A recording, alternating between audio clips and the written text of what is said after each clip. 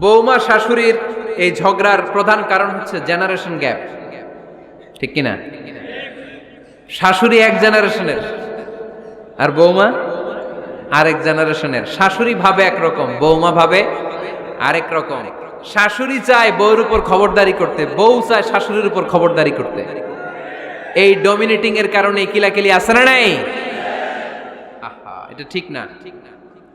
আমার শাশুড়ি মায়েরা যারা আছেন, প্রথমে শাশুড়ি দিয়ে শুরু করি। আমার মাইকের আওয়াজ যে ঘরগুলোতে যায়, আমার শাশুড়ি মাদেরকে বলবো, বউদের উপর অত্যাচার করবেন না। ছেলেরা প্রশ্ন করে, তোর কাছে তোর বউ বড় না আমি বড়? আছে না নাই? এটা একটা প্রশ্ন হইল। তোর বউ বড় না আমি বড়? দুইজনেই বড়। তো এক ছেলে সুন্দর উত্তর দিছে, আমার কাছে ভালো লাগছে উত্তরটা শুনে। এক মা প্রশ্ন করছে, তোর এতদিন আমি লালন পালন করে বড় করলাম, জীবন যৌবন তোর জন্য শেষ করলাম, আজকে বউ পাইয়া বউ তোর আপন হয়ে গেল? এবার ছেলে উত্তর দিছে, মা, আমার মুখ থেকে মা ডাক শোনার জন্য তুমি কি কষ্টটাই না করছো জীবনে। 10 মাস আমারে পেটে ধারণ করলা, খাইতে পারো নাই, বমি করছো, খালি ওষুধ খাইছো, তোমার পেট কেটে আমারে বের করা হয়েছে, 2 বছর আমারে দুধ খাওয়াইছো, পেশাব পায়খানা পরিষ্কার করেছো। বয়স যখন 3-4 তখন তোমার আমি মা ডাকছি, এই মা ডাকটা শোনার জন্য তুমি এত কষ্ট করছো। আর আরেকবারের মাইয়া এই ঘরে আইসাই তোমার মা ডাকা শুরু করছে। যেই মেয়েটা তোমারে মা ডাকে সে আমার আপন হবে না কেন মা? ঠিক কিনা? এই মা ডাক শোনার জন্য তুমি এত কষ্ট করলা, আমার লালন পালন করলা, 10 মাস পেটে ধরলা, পেশাব পায়খানা পরিষ্কার করলা, এরপরে মা ডাক শুনতে পারছো। আর আরেকবারের মেয়ে জানা নাই চিনা নাই এসেই তোমার ডাকা শুরু করছে মা। তো যে আমার মারে মা ডাকে তার স্থান তো আমার কলিজায়, ঠিক কিনা? শাশুড়ি আম্মারা যারা আছেন, প্লিজ বৌমাদেরকে কষ্ট দিয়েন না।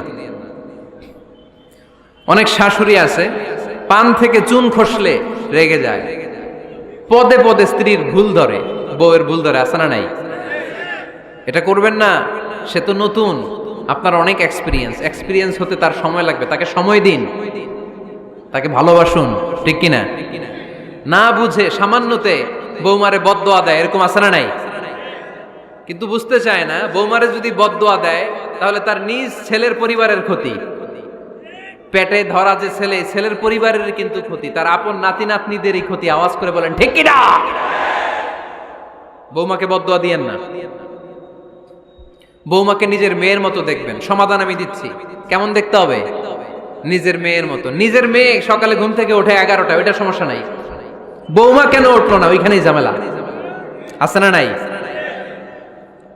মেহেরবানি করে আপনার বৌমাকে আপনার নিজের মেয়ের মতো দেখেন। নিজের মেয়েরে যেমনি আদর করেন তাকেও অমনি আদর করেন। আপনার বৌমারে যদি আপনি কষ্ট দেন, মনে রাখবেন আপনার নিজের মেয়েটাও আরেকবারের বউ হয়ে কয়েকদিন পরে যাবে। আপনি যা যা করবেন আপনার মেয়েকেও তারা ওই রকম কষ্ট দিয়ে বাড়িতে ফিরিয়ে দিবে। চিল্লায় বলেন ঠিক কিনা? খবরদার, টিট ফর ট্যাট। ইট্টি মারলে পাটকেলটি খেতে হয়। এজন্য শাশুড়ি আম্মা জানারা যারা আছেন, বৌমার সাথে খারাপ আচরণ করবেন না মেহেরবানি করে।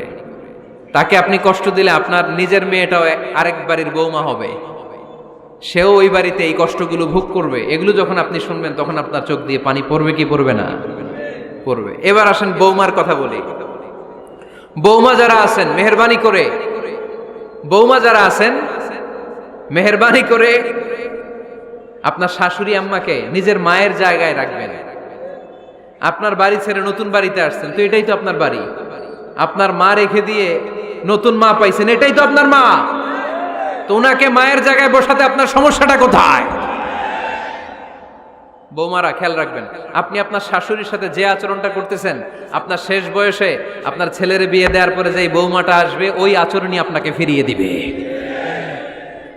The nature has its own return. প্রকৃতির একটা মাইর আছে, এটা শেষ মাইর, এটা শেষ খেলা। প্রকৃতির খেলা বড় খেলা। আপনি আপনার শাশুড়ির সাথে যে আচরণ করবেন, আপনার শেষ বয়সে আপনি একদিন শাশুড়ি হবেন, এটা মাথায় রাখবেন। ওই আচরণই আপনি ফিরে পাবেন। আওয়াজ করে বলতে হবে ঠিক কিনা?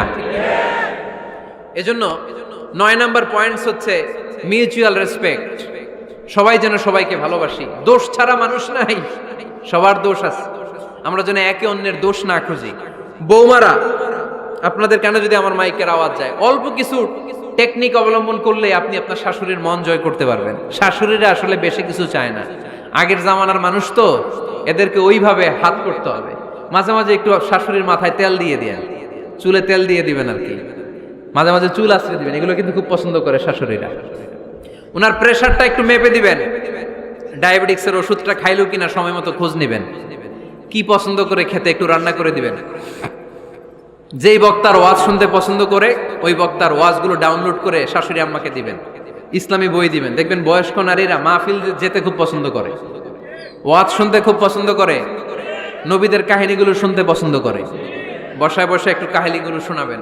বাইরে বেরোলে জিজ্ঞেস করেন, আম্মা আপনার কিছু লাগবে কিনা। আর একটা টিপস আছে, চুল যখন আশ্রাবেন আর শাশুড়ির মাথায় যখন তেল দিয়ে দিবেন, তখন অতীতের কথা জিজ্ঞেস করেন, দেখবেন অতীতের স্মৃতিতে হারিয়ে গিয়েছে আপনার শাশুড়ি। কি জিজ্ঞেস করবেন জানেন? জিজ্ঞেস করবেন, আম্মা জান, মুক্তিযুদ্ধের সময় আপনার বয়স কত ছিল? ওই সময় মুক্তিযুদ্ধের সময় আপনাদের এলাকায় কি কি হয়েছিল মা? আরেকটা প্রশ্ন করবেন, মা বিয়ের সময় আপনি কেমন ছিলেন? ওই দিন দেখবেন বুড়ি আর বুড়ি নাই, জুয়ান হয়ে গেছে। ওই দিন বলবে, মা আমি অনেক সুন্দরী ছিলাম, আমার মাথায় অনেক চুল ছিল, আজকে নাই। আমগো গ্রামে আমার চাইতে সুন্দরী মাইয়া ছিল না। অতীতের স্মৃতিতে, স্মৃতি হাতরাতে হাতরাতে তিনি হারিয়ে যাবেন। জিজ্ঞেস করবেন যে, মা শীতকালে আপনাদের দেশে কি পিঠা বানাতেন আপনি যখন ছোট ছিলেন, আপনার বাপ চাচারা কি করতো? এগুলো জিজ্ঞেস করলে উনি স্মৃতির পাতা হাতরাতে হাতরাতে চোখ দিয়ে দাঁড় দাঁড় করে ওনার পানি ঝরতে শুরু করবে। আপনার জায়গায়, ওনার হৃদয়ের মনি কোঠায় এমন জায়গায় পৌঁছবে, আপনার ছাড়া উনি কিছুই বুঝবে না। বৌমারা, এই অল্প কিছু টিপস অবলম্বন করে আপনারা আপনাদের শাশুড়ির মনকে জয় করতে পারেন। শাশুড়ি বৌমার দ্বন্দ্ব আমরা চাই না, আমরা চাই শাশুড়ি বৌমাকে নিজের মেয়ের মতো জানো, আর বৌমার শাশুড়িকে আপন মায়ের মতো ভালোবাসুক, ঠিক কিনা? এই মিউচুয়াল রেসপেক্টই পারে শাশুড়ি বৌমার দ্বন্দ্বকে দূর করতে, আর ঘরটারে শান্তির টুকরা বানাতে। আওয়াজ করে বলেন ঠিক কিনা? কয়টা গেল? আর আছে কয়টা? দোয়া করবেন একে অপরের জন্য। দোয়া, সাইয়েদনা ইব্রাহিম ফ্যামিলির জন্য দোয়া করতেন, রব্বি জাআলনি মুকিমাস সালাতি ওয়া মিন যুররিয়াতি রব্বানা ওয়া তাকাব্বাল দুআ। ও আল্লাহ, আপনি আমার নামাজ কায়েমকারী বানান, আমার কলিজার টুকরা সন্তান ইসমাইলকেও নামাজ কায়েমকারী বানান, আমার দোয়াটা আপনার দরবারে আপনি কবুল করে নেন। সুবহানাল্লাহ পড়েন।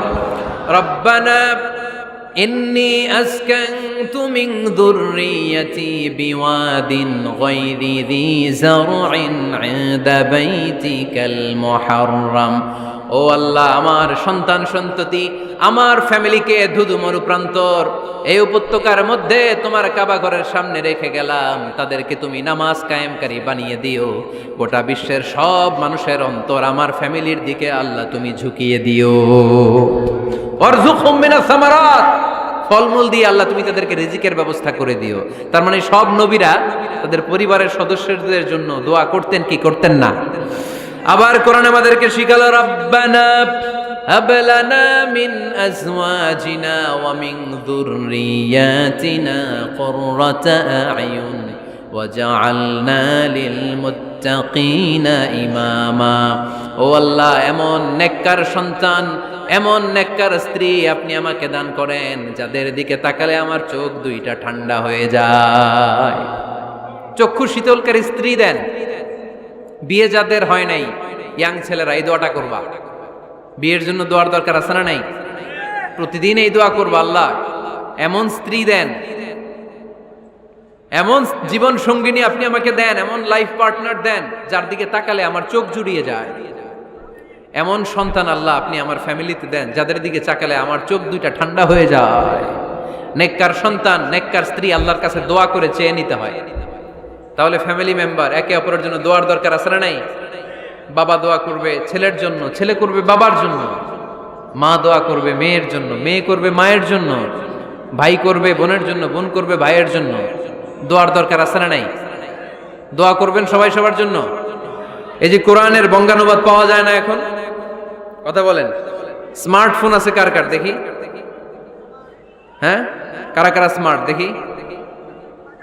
হাজার হাজার স্মার্ট, মাশাআল্লাহ। এই স্মার্টফোনের ভেতরে আল কোরআন নামে বাংলায় কোরআনের একটা অ্যাপস পাওয়া যায়। কথা বলেন, পাওয়া যায় কি যায় না? আজকে থেকে এই অ্যাপসটা ডাউনলোড করে প্রতিদিন 1 আয়াত 2 আয়াত 3 আয়াত করে পড়া শুরু করে দেন। বাঁচতে হলে পড়তে হবে, বাঁচতে হলে জানতে হবে, ঠিক কি না? এই স্লোগান আমাদেরকে শিখায়। এই স্লোগান তো আল্লাহ, এই স্লোগান দিয়েই তো আল্লাহ কোরআন শুরু করছে, ইকরা বিসমি রাব্বিকাল্লাযী খালাক। বাঁচতে হলে জানতে হবে, বাঁচতে হলে পড়তে হবে, পড়ার কোনো বিকল্প নাই। আওয়াজ করে বলেন ঠিক কি না? সুজানগরের রায়েরা, মোবাইলের অ্যাপসের ভিতরে আমরা কোরআন রাখতে রাজি আছি তো সবাই? হাদিসের অ্যাপস ডাউনলোড করতে রাজি আছি তো? বাস রাজি আছি, ডাউনলোড করে রাইখা দেবো, আর কেউ পড়বো না নাকি? হ্যাঁ, প্রতিদিন একটা আয়াত হলেও যেন আমরা পড়ি। আল্লাহ যা বলা দরকার সব বলে দিয়ে গেছে, নতুন করে আর কিছু বলবে না। আমরা যেন পড়াশোনা করি, আমরা যেন একটা পাঠাগার বানাই। আবারও কখনো আসার সুযোগ হইলে আমি জিজ্ঞেস করবো, যদি আমার মনে থাকে যে আপনাদের পাঠাগার আছে কার কার ঘরে, সেদিন সবার হাত তুলতে হবে। এমনি পারা যাবে তো? আল্লাহ তুমি তৌফিক দাও।